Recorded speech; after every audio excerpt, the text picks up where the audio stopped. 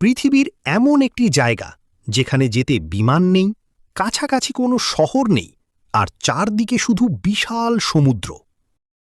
এটি দক্ষিণ আটলান্টিক মহাসাগরের মাঝখানে অবস্থিত এবং পৃথিবীর সবচেয়ে দূরবর্তী জনবসতিপূর্ণ দ্বীপ হিসেবে পরিচিত।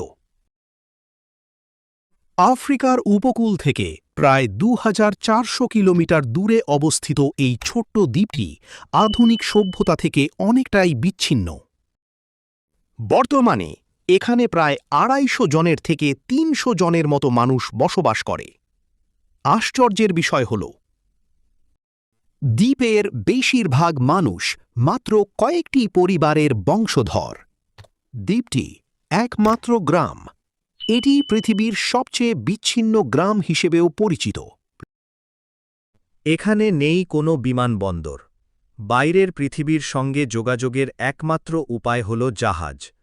সাধারণত থেকে জাহাজে পৌঁছতে প্রায় ৬ থেকে ৭ সময় লাগে।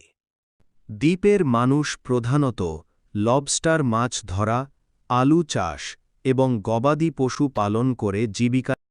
এখানে একটি ছোট স্কুল, একটি হাসপাতাল, পোস্ট অফিস, পুলিশ স্টেশন, দোকান এবং একটি চার্চ রয়েছে। ইন্টারনেট আছে, তবে গতি খুব সীমিত। দ্বীপে কোনো বিলবোর্ড নেই, নেই যানজট। অপরাধের হার প্রায় ০। দ্বীপের চারপাশে রয়েছে আগ্নেয়গিরি, খাড়া পাহাড় এবং বিশাল সমুদ্র। এখানকার প্রকৃতি এতটাই মনোমুগ্ধকর যে একবার দেখলে সহজে ভুলে যাওয়া যায় না। ১৯৬১ সালে আগ্নেয়গিরির অগ্ন্যুৎপাতের কারণে পুরো দ্বীপের মানুষকে সাময়িকভাবে সরিয়ে নেওয়া হয়েছিল।